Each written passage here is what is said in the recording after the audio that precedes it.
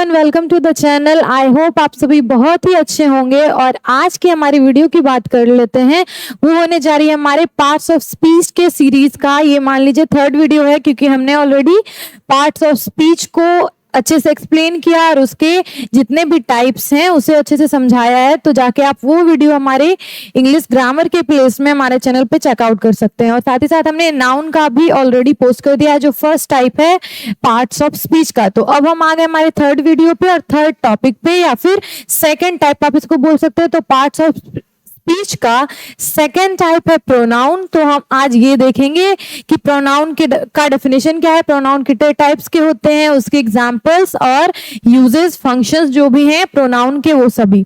तो प्रोनाउन है क्या, सबसे पहले हम वो देख लेंगे। तो प्रोनाउन क्या होता है? सर्वनाम क्या है? संज्ञा के बदले आने वाला शब्द है। क्या है? वाक्यों में हम विभिन्न शब्दों का प्रयोग करते हैं और उन शब्दों को उनके कार्य, उनके फंक्शन के अकॉर्डिंग क्या किया गया है? डिफरेंशिएट करते हैं, हम उसे बांटा गया है अलग अलग टाइप्स में। तो जिसकी जो कार्य है उसके अकॉर्डिंग वो अलग प्रकार का पार्ट्स ऑफ स्पीच है। ठीक है, तो जब प्रोनाउन को हम पढ़ रहे हैं तो ये क्या है? इसका फंक्शन है, ये संज्ञा के स्थान पे यूज होता है। ठीक है, तो संज्ञा क्या था? किसी भी व्यक्ति, वस्तु और स्थान के नाम को हम संज्ञा कहते हैं। तो नाम की जगह पे जब जिन शब्दों का यूज होता है उसे हम क्या बोलते हैं? सर्वनाम। तो pronoun is a word used in the place of noun to avoid repetition. ठीक है, तो रिपीट ना हो नाम बार बार। अगर आप कोई 2-4 सेंटेंस लिख रहे हो और उसमें एक ही इंसान का नेम आप बार बार ले रहे हो तो बहुत रिपीटेटिव लगता है सुनने में, जब दोहराव होता है वर्ड का, या फिर बोरिंग हो जाएगी। कोई भी कहानी आप मानिए लिख रहे हैं और उसमें बार बार एक नाम ले रहे हो तो ऐसे कंफ्यूजन भी होता है, लंबा भी हो जाता है सेंटेंस और बहुत ही रिपीटेटिव सुनने में लगता है। तो नाम बार बार रिपीट ना हो उसके जगह पे हम लोग सर्वनाम का यूज कर लेते हैं, उसे बचाने के लिए, जो हमारा सेंटेंस है उसे रोकने के लिए। तो प्रोनाउन कैसा वर्ड है जो नाउन की जगह पे यूज होता है, और क्या होता है उससे? नाउन की जगह पे हम प्रोनाउन को यूज करके रिपीटेशन जो है वर्ड्स का वो अवॉइड करते हैं, उसे अवॉइड कर पाते हैं। सर्वनाम वह शब्द है जो संज्ञा के स्थान पर आता है ताकि वाक्य में बार बार संज्ञा जो है वो दोहराई ना जाए, संज्ञा बार बार रिपीट ना हो। एग्जाम्पल में देख लेते हैं, Ram is a good boy. Ram एक अच्छा लड़का है। तो राम यहाँ पे क्या है? हमारा नाम है किसी व्यक्ति का। तो राम क्या हो गया? नाउन, संज्ञा। तो हम सेकेंड लाइन अब देख रहे हैं, ही स्टडीज वेल। यहाँ पे हम ऐसे भी लिख सकते थे, Ram is a good boy, Ram studies well. पर बार बार राम लिखना, रिपीट हो रही है संज्ञा, ऐसे क्या होगा? हमारा जो सेंटेंस फॉर्मेशन है वो अच्छा नहीं दिखता है। पर Ram is a good boy, he studies well, तो ही यहाँ किसके लिए यूज हुआ? ही यहाँ पे प्रोनाउन है। क्या है? प्रोनाउन। सर्वनाम है ही, और ये किसके लिए यूज हुआ है? राम, जो क्या है? नाउन है। ठीक है, राम नाउन है, उसके लिए हमने यहाँ पे ही यूज किया, और ही क्या हो गया? प्रोनाउन। राम अच्छा लड़का है, वो अच्छी पढ़ाई करता है, वो यूज हुआ है यहाँ पे राम के लिए, तो वह सर्वनाम है। और इसका फंक्शन क्या है? It helps in making sentences less repetitive and more fluent. कोई भी आप सेंटेंस पढ़ रहे हो, उसमें अगर कोई भी वर्ड बार बार दोहराई जा रही है तो उससे फ्लुएंट नहीं लगता है, सुनने में वो क्लियर नहीं लगता है, साफ साफ समझ में नहीं आता है। तो इसलिए हम सर्वनाम का यूज करते हैं ताकि वर्ड्स का बार बार दोहराव ना हो और वो सेंटेंस क्या हो? परफेक्टली सामने वाले को समझ में आए। तो ये था सर्वनाम का, हमने देखा परिभाषा और उसके फंक्शन, हमने कुछ एग्जाम्पल्स भी देखे। अब हम टाइप्स पे आ जाते हैं कि सर्वनाम के कितने टाइप्स हैं और उनका फंक्शन क्या है और क्यों बांटा गया है इन्हें 10 टाइप्स में। तो सर्वनाम के कितने प्रकार हैं? 10 प्रकार। तो पहला है पर्सनल प्रोनाउन। ठीक है, पर्सनल प्रोनाउन व्यक्तिवाचक सर्वनाम। तो इसमें क्या होता है? पर्सनल प्रोनाउन हम उसे बोलेंगे जो सर्वनाम यूज हो रहा है किसी भी व्यक्ति, वस्तु या स्थान के नाम के लिए यूज हो रहा है, उसे हम पर्सनल प्रोनाउन बोलते हैं। ऐसे ही ऑब्जेक्टिव प्रोनाउन है सेकंड टाइप, कर्मवाचक सर्वनाम। तो ये ऑब्जेक्ट के जगह पे जब प्रोनाउन का हम यूज करते हैं वाक्य में कर्म के जगह पे, तो उसे कर्मवाचक सर्वनाम बोलेंगे। फिर रिफ्लेक्सिव प्रोनाउन आ गया, निजवाचक सर्वनाम। ऐसे सर्वनाम जो क्या करते हैं? प्रोनाउन तो होते हैं पर वो क्या होते हैं? रिफ्लेक्सिव होते हैं। मतलब वो क्या कर रहे हैं? जुड़ रहे हैं वो जाके प्रोनाउन से ही, जो मेन सर्वनाम है या फिर जो मेन संज्ञा है उसी को रिफ्लेक्ट कर रहा है, उसी के बारे में बात कर रहा है। तो ऐसे जो प्रोनाउन होते हैं, जैसे माई है तो माई सेल्फ हम अगर यूज कर रहे हैं या फिर आई की जगह पे माई सेल्फ हम यूज करते हैं, तो माई सेल्फ किसके लिए लिया गया है सेंटेंस में? अगर I myself bought this book बोल रहे हैं तो माई सेल्फ जो प्रोनाउन है वो किसके लिए यूज हो रहा है? सब्जेक्ट के लिए ही यूज हो रहा है। तो ऐसे जो प्रोनाउंस होते हैं उसे हम रिफ्लेक्सिव प्रोनाउन कहते हैं। तो फोर्थ टाइप पे हम आ जाते हैं इंटेंसिव प्रोनाउन, बलवाचक सर्वनाम। ऐसे भी सर्वनाम आपको सेम दिखने में कैसे लगेंगे? रिफ्लेक्सिव प्रोनाउन की तरह, लेकिन इनका वर्क स्लाइटली डिफरेंट है। ठीक है, वो हम आगे समझेंगे कैसे डिफरेंट है। तो my self, yourself, himself ऐसे ही दिखते हैं रिफ्लेक्सिव प्रोनाउन भी और ऐसे ही होते हैं इंटेंसिव प्रोनाउन भी, पर उस दोनों में डिफरेंस क्या है? उन दोनों में डिफरेंस है, इंटेंसिव प्रोनाउन जो होते हैं वो क्या करते हैं? थोड़ा बल देते हैं जो करता है उस पे ही, जैसे आई हो गया, वी हो गया, सेंटेंस में जो सब्जेक्ट है उससे पे ही ज्यादा फोकस होता है, तो उसे हम इंटेंसिव प्रोनाउन बोलते हैं। तो फिफ्थ टाइप अब देख लेते हैं डेमोन्स्ट्रेटिव प्रोनाउन, संकेतात्मक वाचक, संकेतात्मक या फिर संकेतवाचक सर्वनाम। ये क्या करते हैं? किसी भी वस्तु या विषय इन सबकी ओर संकेत करते हैं, इन सबको दर्शाते हैं। ठीक है, फोकस होता है दूसरे वस्तुओं पे, दूसरे पर्सन पे, जैसे दिस, दैट, दीज, दोज, ये सब हो गए डेमोन्स्ट्रेटिव प्रोनाउन, संकेतवाचक सर्वनाम। इंडेफिनिट प्रोनाउन, अनिश्चयवाचक, जहां पे क्या है? निश्चित नहीं है कि किसके बारे में बात हो रही है, तो वहां पे इंडेफिनिट प्रोनाउन का यूज होता है। डिस्ट्रीब्यूटिव प्रोनाउन हो गया प्रतीकवाचक सर्वनाम, ये ग्रुप में से किसी मेंबर्स के बारे में बात हो या ग्रुप के प्रत्येक मेंबर के बारे में इंडिविजुअली बात हो तब यूज होता है डिस्ट्रीब्यूटिव प्रोनाउन का। फिर हमारा आ गया रिलेटिव प्रोनाउन, संबंधवाचक सर्वनाम। ये क्या करता है? दो वाक्यों को जोड़ने का काम करता है, दो वाक्यों के बीच के संबंध को एक तरह से दर्शाता है। तो ऐसे जो प्रोनाउन होंगे वो क्या होंगे? संबंधवाचक सर्वनाम होंगे। फिर इंटरोगेटिव प्रोनाउन, प्रश्नवाचक सर्वनाम है। इंटरोगेटिव से ही समझ में आ रहा है, प्रश्न से ही समझ में आ रहा है कि वो प्रश्नवाचक सर्वनाम होंगे, वो प्रश्न करने के काम में आएंगे ऐसे सर्वनाम। ठीक है, फिर रेसिप्रोकल प्रोनाउन हो गया पारस्परिक सर्वनाम, ऐसे सर्वनाम जो क्या करेंगे? एक दूसरे, जब पारस्परिक होता है तो रेसिप्रोकल आपसे समझ सकते हैं उससे कि दो सब्जेक्ट के बीच या फिर दो वस्तु के बीच, दो सेंटेंस के बीच जब क्या हो? पारस्परिक संबंध हो, तो जब उस तरह के प्रोनाउन का हम यूज करेंगे तो उसे हम पारस्परिक सर्वनाम कहते हैं। और फिर लास्ट है हमारा 10th जो टाइप है वो है पॉसेसिव प्रोनाउन का, जो है अधिकारवाचक सर्वनाम। तो अधिकार से पता चल रहा है किसी भी चीज, किसी भी वस्तु पे जिस भी पर्सन का अधिकार है, ठीक है, या जिस भी पर्सन के अंडर है, या फिर जिसका भी, जैसे ये किताब मेरी है, इसका मतलब किताब पे किसका अधिकार है? मेरा। तो ऐसे जो सर्वनाम होंगे वो अधिकारवाचक सर्वनाम या पॉसेसिव प्रोनाउन कहलाएंगे। तो ये थे 10 टाइप जिसको हमने अभी ब्रीफली समझा। तो आई होप आपको ये 10 टाइप समझ में आ गए होंगे कि ये 10 प्रकार में इन्हें क्यों बांटा गया है, क्योंकि 10 का जो फंक्शन है वो डिफरेंट है, 10 का जो यूज करते हैं हम वो डिफरेंट तरीके से डिफरेंट सेंटेंस में डिफरेंट काम के लिए करते हैं, इसलिए इन्हें 10 टाइप्स में बांटा गया है। अब हम इंडिविजुअली इन्हें पढ़ लेते हैं अलग अलग करके, ताकि और क्लियरली समझ में आ जाए प्रोनाउन का यूज। तो पर्सनल प्रोनाउन फर्स्ट टाइप है व्यक्तिवाचक सर्वनाम, रेफर्स टू स्पेसिफिक पर्सन और थिंग। तो स्पेसिफिक यहाँ पे आ गया। पर्सनल प्रोनाउन में क्या होगा? किसी खास व्यक्ति, वस्तु या फिर स्थान के बारे में बात की जाए तब हम यूज करते हैं पर्सनल प्रोनाउन का। It changes according to number, person and gender. ये किसके किसके अनुसार चेंज हो सकता है? ये प्रोनाउन चेंज हो सकता है वचन के अकॉर्डिंग, पर्सन जो है उसके अकॉर्डिंग, जेंडर के अकॉर्डिंग। जेंडर मतलब मेल है, फीमेल है, ऐसे जो होते हैं। अगर ही किसके लिए यूज करते हैं हम? मेल के लिए। सी किसके लिए यूज करते हैं? फीमेल के लिए। तो ये चेंज हो जाते हैं अकॉर्डिंग टू द सब्जेक्ट। व्यक्तिवाचक सर्वनाम वे होते हैं जो किसी विशेष व्यक्ति या वस्तु को दर्शाते हैं। वचन, पुरुष और लिंग के अनुसार ये क्या होते हैं? बदलते हैं। ठीक है, तो यहाँ पे हम एक एग्जांपल से समझ लेंगे। Ram is my friend, Ram मेरा दोस्त है। ही इज अ डॉक्टर, ही का यहाँ यूज हुआ राम के लिए, सब्जेक्ट के लिए, और ही हो गया यहाँ पे प्रोनाउन। तो अगर लेकिन यहाँ पे सीता रहती, सीता इज माय फ्रेंड, तो यहाँ पे हम क्या यूज करते? सी का यूज करते। वहां पे क्योंकि सी जो है फीमेल है, सीता फीमेल है, तो सी का हम यूज करेंगे ना कि ही का। तो यहाँ पे क्या हुआ? हमारा प्रोनाउन चेंज हो गया।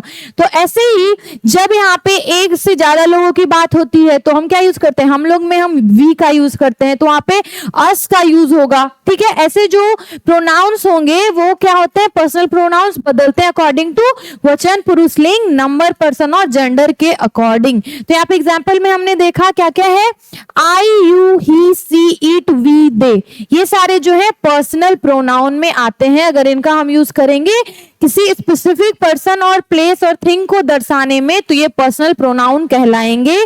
तो मैं, तुम, वह, यह, हम, वे, ये सारे जो वर्ड्स हैं वो क्या है, पर्सनल प्रोनाउन हो गए। अब हम सेकंड टाइप पे अपने आ जाते हैं। सेकंड टाइप हमारा क्या है, तो हमारा सेकंड टाइप है, सॉरी ये पर्सनल नहीं होगा, यहाँ पे क्या है हमारा सेकंड टाइप, ऑब्जेक्टिव प्रोनाउन। ठीक है, ऑब्जेक्टिव प्रोनाउन हमारा सेकंड टाइप है। ये व्यक्तिवाचक नहीं होगा, ये क्या होगा, कर्मवाचक। ठीक है, कर्मवाचक सर्वनाम। तो ऑब्जेक्टिव प्रोनाउन कर्मवाचक सर्वनाम क्या होता है, used as the object of a verb और preposition, it receives the action in the sentence. कर्मवाचक वे होते हैं जो क्रिया का जिसपे प्रभाव पड़ता है, यानी वाक्य में कर्म के रूप में प्रयोग होते हैं। तो ऑब्जेक्टिव प्रोनाउन जो होते हैं जिनपे क्रिया का जो रिजल्ट होता है उन्हें मिलता है, या क्रिया का प्रभाव पड़ता है उस पर। ठीक है, it receives the action in the sentence. तो एक एग्जांपल के थ्रू मैं आपको समझाती हूँ। Rohan gave me a gift, यहाँ पे क्या है, रोहन है सब्जेक्ट, मी यूज हुआ है प्रोनाउन के जगह, तो मी क्या है, रोहन के लिए यहाँ पे यूज नहीं हुआ है। मी एक डिफरेंट पर्सन है, यहाँ पे जो बात कर रहा है, जो नरेटर है, वो उसके लिए यूज हुआ है मी। रोहन है यहाँ पे subject, Rohan gave me a gift, पर मी पे यहाँ पे क्या कर रहा है, गिफ्ट किसे मिल रहा है, गिफ्ट लेना यहाँ पे है क्रिया, गिफ्ट मिल रहा है मी को, तो मी यहाँ पे हो गया ऑब्जेक्टिव प्रोनाउन। ठीक है, क्योंकि उसपे कर्म का प्रभाव पड़ रहा है, कर्म का रिजल्ट किसे मिल रहा है, मी को। तो Rohan gave me a gift, इससे पता चल रहा है कि कर्म का जो प्रभाव है वो मी पे पड़ रहा है, इसलिए वो क्या हो गया, ऑब्जेक्टिव प्रोनाउन हो गया। रोहन ने मुझे एक तोहफा दिया, तो मुझे यहाँ पे क्या हो गया, यहाँ पे मुझे है ऑब्जेक्टिव प्रोनाउन कर्मवाचक सर्वनाम। तो मुझे, हमें, तुम्हें, उसे, उन्हें, me, us, you, him, her, it, them, अगर ये सारे वर्ड्स हैं और इनका यूज सेंटेंस में हुआ है ऑब्जेक्ट की तरह, तो ये वर्ड्स क्या होंगे, ऑब्जेक्टिव प्रोनाउन कहलाएंगे, या फिर क्रिया का प्रभाव इस पे पड़ रहा है तो हम इन्हें बोलेंगे ऑब्जेक्टिव प्रोनाउन। ये था हमारा सेकंड टाइप। अब हम अपने थर्ड टाइप पे आ गए हैं, रिफ्लेक्सिव प्रोनाउन, निजवाचक सर्वनाम, use when the subject and object are the same person. तो रिफ्लेक्सिव प्रोनाउन कब यूज होगा, जब सब्जेक्ट और ऑब्जेक्ट, कर्ता और कर्म एक ही पर्सन हो। ठीक है, तो my self, yourself, himself, मैंने बताया था आपको पहले भी, ये सारे जो वर्ड्स हैं वो क्या हो गए, रिफ्लेक्सिव प्रोनाउन होते हैं। Myself, yourself, himself, herself, itself, our self, yourself, them self. तो जब कर्ता और कर्म एक ही होते हैं तब नीचवाचक सर्वनाम का प्रयोग होता है। उसने खुद को चोट पहुंचाई है। ठीक है, तो सब्जेक्ट उसने ही और खुद को चोट पहुंचाना, हिमसेल्फ यहाँ पे क्या है, ही के लिए ही यूज हो रहा है, दोनों एक ही इंसान है, इसलिए यहाँ पे वो क्या है, जो खुद है वो है रिफ्लेक्सिव प्रोनाउन। तो इतने सारे जो वर्ड्स थे ये रिफ्लेक्सिव प्रोनाउन की तरह यूज होंगे। कब, जब जो सब्जेक्ट है और ऑब्जेक्ट है सेम है, कर्ता और कर्म क्या है, एक ही है, कर्म का प्रभाव कर्ता पे ही पड़े, तब ये सारे वर्ड्स रिफ्लेक्सिव प्रोनाउन की तरह यूज हो रहे हैं। ये सारे थोड़े थोड़े आपको जो नुआंसेस समझना होगा, थोड़ा डिफरेंस है वो समझना होगा कि जब कर्ता और कर्म एक ही तरह से, एक ही पर्सन है, जब कर्ता और कर्म समान है तभी ये सारे वर्ड्स क्या कहलाएंगे, रिफ्लेक्सिव प्रोनाउन के तौर पे यूज होंगे, और ऐसे रिफ्लेक्सिव प्रोनाउन निजवाचक सर्वनाम कहलाएंगे। पर यही सेम वर्ड्स आपको फोर्थ टाइप में भी देखने को मिलेंगे। जैसे यहाँ पे देखिए माई सेल्फ है, हर सेल्फ है, तो यहाँ पे वो किस तरह से यूज हो रहे हैं, तो उनका टाइप क्यों चेंज कर दिया गया। तो इम्फेटिक या फिर इंटेंसिव प्रोनाउन बलवाचक सर्वनाम है हमारा फोर्थ टाइप, वो हम देख लेते हैं। Use to emphasize the subject, ये क्यों यूज हो रहा है, सब्जेक्ट को ही एम्फसाइज करने के लिए, कर्ता पे ही विशेष बल दे रहे, कर्ता पे ही ज्यादा फोकस करने के लिए हम इंटेंसिव प्रोनाउन का यूज करते हैं। It looks like reflexive pronoun but is used for emphasis. ये दिख रहा है कैसा, जो हमारा थर्ड टाइप था रिफ्लेक्सिव प्रोनाउन निजवाचक सर्वनाम की तरह, पर इसका यहाँ पे फंक्शन चेंज हो गया है। यहाँ पे माई सेल्फ, हर सेल्फ, ये सब किसके लिए यूज हो रहा है, तो सब्जेक्ट पे ज्यादा फोकस डालने के लिए। जैसे I myself saw the thief, मैंने स्वयं चोर को देखा, मैंने खुद चोर को देखा।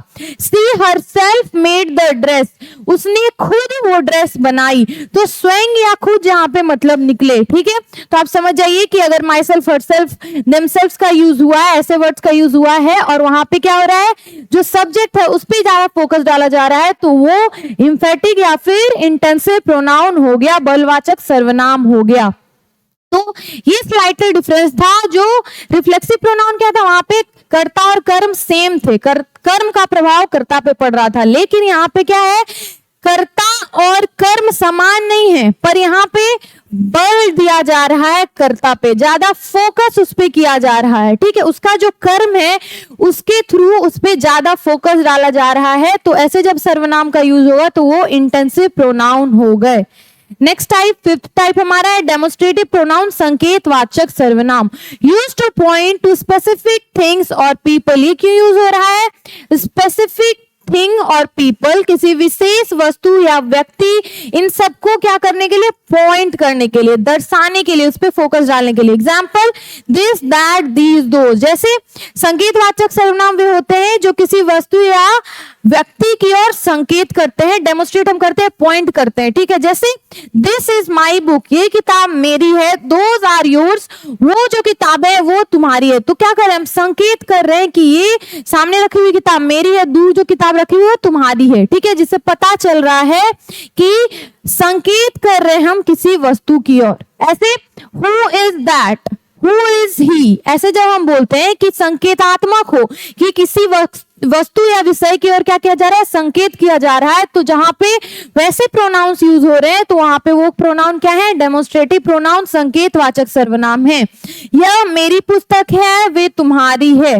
This is my pen, that is your pen. ऐसे जो वर्ड्स हो गए वो क्या हो गए, जहां पे पता चल रहा है किसी खास व्यक्ति या वस्तु की ओर संकेत कर रहे हैं, तो वो डेमोस्ट्रेटिव प्रोनाउन हो गए, संकेतवाचक सर्वनाम।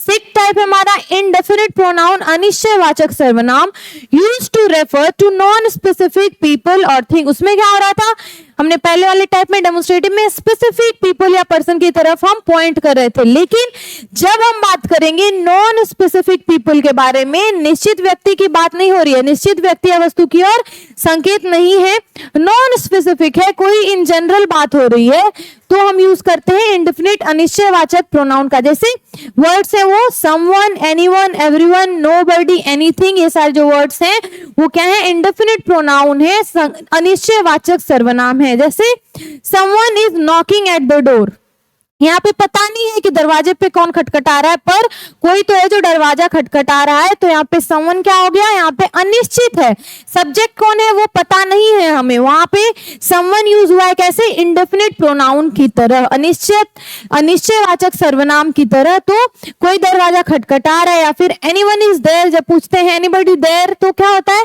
कोई वहां पे है, किसी निश्चित पर्सन की बात नहीं, किसी भी एक पर्सन के बारे में बात हो रही है। तो ऐसे जब वर्ड्स हैं, everyone is lying, everybody is lying, ऐसे जो वर्ड्स होंगे वहां क्या होंगे, एक पर्सन, किसी स्पेसिफिक पर्सन के बारे में बात नहीं हो रही है, इन जनरल बात हो रही है, कोई भी हो सकता है वो इंसान, तो वहां पे नॉन स्पेसिफिक है तो वो इंडेफिनिट प्रोनाउन हो जाएंगे। कोई, कुछ, सब, कोई नहीं, ये सारे जो वर्ड्स थे ये किसके लिए यूज होंगे, नॉन स्पेसिफिक पर्सन और पीपल की तरफ, तो इंडेफिनिट प्रोनाउन वो कहलाएंगे, अनिश्चयवाचक सर्वनाम कहलाएंगे। नेक्स्ट टाइप है हमारा डिस्ट्रीब्यूटिव प्रोनाउन, प्रतीकवाचक सर्वनाम। डिस्ट्रीब्यूटिव प्रोनाउन में क्या होगा, used to refer to members of a group separately rather than collectively. तो ग्रुप होता है, ग्रुप में क्या होता है, ग्रुप तभी बनता है जब बहुत सारे उसमें लोग आके मिलते हैं। तो प्रत्येक मेंबर के बारे में बात हो रही है, हो जब एक ही ग्रुप के प्रत्येक मेंबर, ग्रुप के लोग क्या है, एक समान होते हैं। जैसे हम बोलते हैं टीम ऑफ प्लेयर्स, तो उस टीम में जितने लोग हैं क्या है, सारे प्लेयर्स हैं, तो उन प्रत्येक प्लेयर्स के बारे में जब बात हो तो क्या होगा, उस टाइम डिस्ट्रीब्यूटिव प्रोनाउन का हम यूज करेंगे। जैसे each of the students was given a prize, each of the players was given a prize, तो each of the players, group की जितने भी प्लेयर्स थे तो उन सभी को प्राइज मिला है, ठीक है। तो डिस्ट्रीब्यूटिव प्रोनाउन इसी को बोला गया कि ग्रुप में प्रत्येक लोगों के बारे में बात हो, लेकिन अलग अलग, कलेक्टिवली नहीं, ग्रुप के बारे में बात ना हो, ग्रुप के प्रत्येक लोगों के बारे में बात हो। प्रतीकवाचक सर्वनाम वे होते हैं जो समूह के सदस्यों को अलग अलग दर्शाते हैं, ठीक है। तो ईच, आइदर, नाइदर, ये सारे जो वर्ड्स हैं वो क्या है, ग्रुप के लोगों को अलग अलग दर्शा रहे हैं, ना कि साथ में, कलेक्टिव बात नहीं हो रही है। यहाँ पे क्या होता है, सेपरेटली लोगों के बारे में बात होती है। तो छात्रों में से प्रत्येक को पुरस्कार दिया गया। एक क्लास में कितने सारे स्टूडेंट थे, उनमें से सभी को पुरस्कार दिया गया। तो इसमें ये नहीं बोला गया एक ग्रुप में पुरस्कार दे दिया गया, ग्रुप में सभी को पुरस्कार दिया गया, अलग अलग पुरस्कार दिया गया है। तो ये डिस्ट्रीब्यूटिव प्रोनाउन के क्या होगा, एग्जाम्पल हो गए, ईच, ईदर, नाइदर या प्रत्येक, कोई एक, कोई नहीं, ठीक है। ये सारे एग्जाम्पल्स थे डिस्ट्रीब्यूटिव प्रोनाउन के। नेक्स्ट हम अपना प्रोनाउन देख लेते हैं, रिलेटिव प्रोनाउन, संबंधवाचक सर्वनाम, ठीक है। Use to relate one part of sentence to another, ये क्या करता है, एक पार्ट ऑफ सेंटेंस को, सेंटेंस के एक भाग को दूसरे भाग से जोड़ने का काम करता है। जैसे एग्जाम्पल में who, whom, whose, which, that, ठीक है। तो ये सारे वर्ड देखने में इंटरोगेटिव प्रोनाउन या फिर इंटरोगेटिव वर्ड्स लग रहे हैं, लेकिन इनका यूज यहाँ पे किस तरह हो रहा है, वन पार्ट ऑफ सेंटेंस को दूसरे part of another part of sentence से जोड़ने में, रिलेट करने में, उनके बीच के संबंध को देखने में। तो संबंधवाचक सर्वनाम वाक्य के दो भागों को जोड़ते हैं। तो जो, जिसे, जिसका, जो कि, ये सारे जो वर्ड्स हैं वो क्या करते हैं, ये है संबंधवाचक सर्वनाम है। जो लड़का इनाम जीत गया वह मेरा भाई है, ठीक है। तो यहाँ पे जो है ये क्या है, संबंधवाचक सर्वनाम है। जैसे यहाँ पे who, the boy who won the prize is my cousin. तो यहाँ पे दो पार्ट ऑफ सेंटेंसेस को किसके द्वारा जोड़ा जा रहा है, हु के द्वारा। हु यहाँ पे क्या हो गया, संबंधवाचक सर्वनाम हो गया, रिलेटिव प्रोनाउन हो गया। जैसे अगर हम दैट का यूज करें, I told you that you are lying, ठीक है। I told you that एक पार्ट था, you are lying दूसरा पार्ट था। तो that क्या किया, that ने दो सेंटेंसेस को जोड़ने का काम किया। तो ये सारे जो वर्ड्स हैं क्या हो गए, कैसे यूज किए जा रहे हैं, तो सेंटेंसेस को जोड़ने के लिए। तो ये रिलेटिव प्रोनाउन, संबंधवाचक सर्वनाम कहलाएंगे। आई होप आपको अभी तक मैंने जो जितने बताए हैं टाइप्स वो क्लियर हो गए होंगे। लेकिन कोई भी डाउट है तो आप कमेंट सेक्शन में वो सारे डाउट्स को डाल सकते हैं। कोई भी सजेशंस है या फिर कोई भी क्वेरी है हमारे चैनल से रिलेटेड, हमारे स्टडीज से रिलेटेड, हमारे किसी भी वीडियो से रिलेटेड, वो हमारे कॉमेंट सेक्शन में आप डाल सकते हैं। बात कर लेते हैं हमारे नेक्स्ट टाइप की, जो है इंटरोगेटिव प्रोनाउन, प्रश्नवाचक सर्वनाम।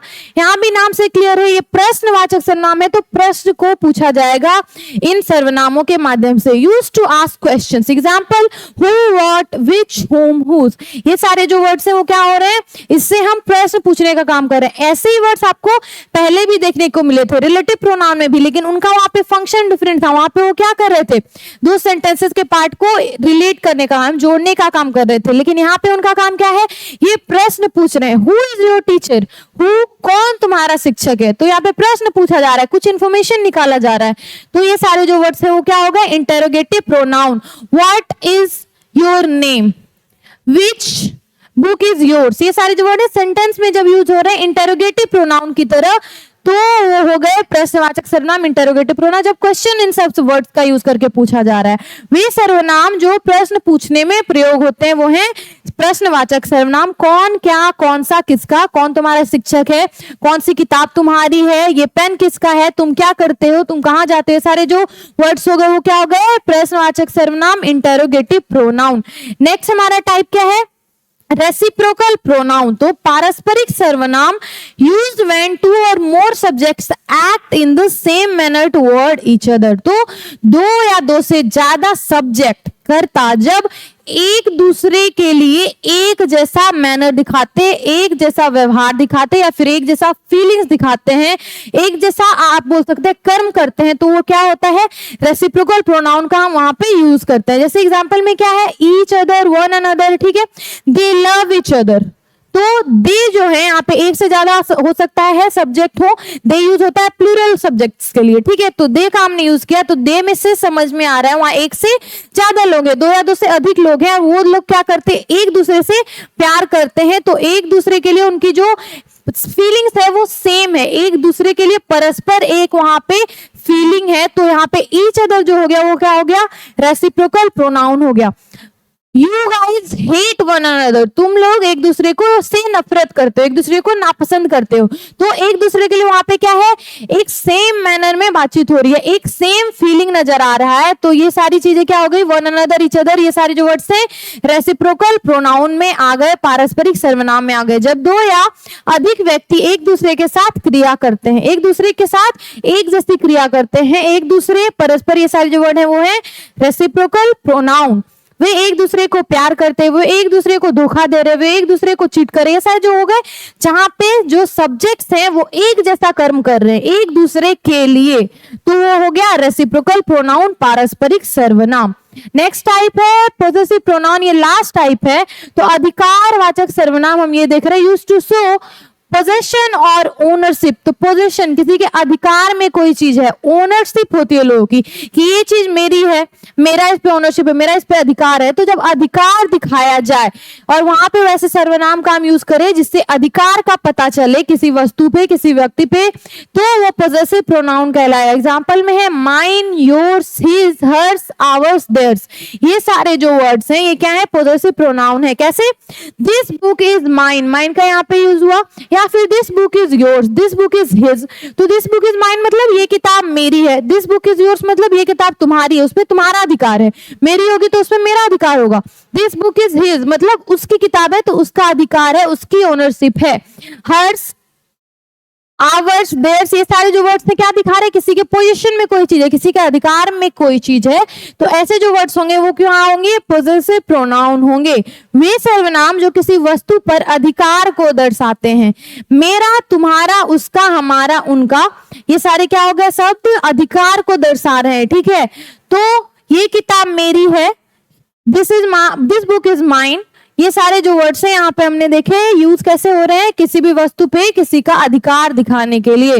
तो ये क्या हो गए, पोजेसिव प्रोनाउन हो गए, अधिकारवाचक सर्वनाम हो गए। तो ये लास्ट हमारा टाइप था प्रोनाउन का। हमने प्रोनाउन का जो टॉपिक है वो कर लिया खत्म। कोई भी डाउट है तो कमेंट सेक्शन में आप उसे डाल सकते हैं। और अभी तक अगर आपने हमारे पार्ट्स ऑफ स्पीच की वीडियो चेकआउट नहीं की है और नाउन की नहीं की है तो जाके देखें। हमने और वीडियो जैसे नाउन नहीं, टेंस के वीडियोस पोस्ट किए हुए हैं, और भी जो टॉपिक्स हैं स्मॉल बिग वो बहुत सारे पोस्ट हुए हैं हमारे इंग्लिश ग्रामर के जो प्लेलिस्ट है हमारे यूट्यूब चैनल पे, उस पे तो जाके उन वीडियोस को आप चेकआउट कर सकते हैं। तो लास्टली हम बात कर लेते हैं हमारे पब्लिकेशन के बारे में। तो 17 सालों से ये पब्लिकेशन क्या कर रही है, काम कर रही है, बुक पब्लिश कर रही है, और बहुत ही ईमानदारी के साथ और अनुभवी शिक्षकों के मार्गदर्शन के साथ आपके लिए ये कैप्टन सीरीज की किताबें लेके आई है, जो है हिंदी की, संस्कृत की और इंग्लिश की किताबें। साथ ही साथ हमारी सोशल स्टडीज की सीरीज जिसमें हिस्ट्री की बुक है, इकोनॉमिक्स की बुक, पॉलिटिकल साइंस की बुक और ज्योग्राफी की किताब, मतलब ओवरऑल आपके सब जितने भी सब्जेक्ट्स है उसकी सारी किताबें हमारे वेबसाइट पे अवेलेबल है, ऑनलाइन अवेलेबल है, साथ ही साथ आपके नजदीकी बुक स्टोर्स पे अवेलेबल है। उसके साथ ही साथ हमारी बुक क्वेश्चन बैंक की और ऑब्जेक्टिव क्वेश्चन आंसर की। तो एग्जाम में आप देख सकते होंगे कि रिपीटेटिव क्वेश्चंस आते हैं, तो अगर आपको उसकी तैयारी पुख्ता चाहिए कि एग्जाम में अगर रिपीटेटिव क्वेश्चन आए, अगर आपने लास्ट 10 ईयर्स की सारी क्वेश्चन पढ़ लिए तो एग्जाम में ऐसे क्वेश्चन आप इजीली डील कर पाओगे। तो ये किताब आपके एग्जाम के प्रिपरेशन के लिए बहुत ही हेल्पफुल होगी। साथ ही साथ हमारा ऑब्जेक्टिव क्वेश्चन आंसर की बुक, तो ये किताब है किस लिए, आपके लिए, क्योंकि एक बड़ा पोर्शन ऑब्जेक्टिव का आ रहा है एग्जाम में, तो आपके ऑब्जेक्टिव पोर्शन के लिए हेल्पफुल होगी।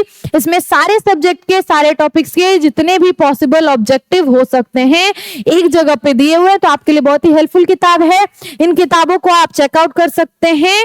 Lastly, thank you so much for watching this video. Thank you so much for so much support and please keep watching our videos. हमारे चैनल को कर ले सब्सक्राइब, इस वीडियो को करें लाइक अगर आपको अच्छी लगी हो तो, और भी वीडियोस को आप जाके चेकआउट कर सकते हैं हमारे चैनल पे, अपने फ्रेंड्स के साथ शेयर कर सकते हैं इन वीडियोस को।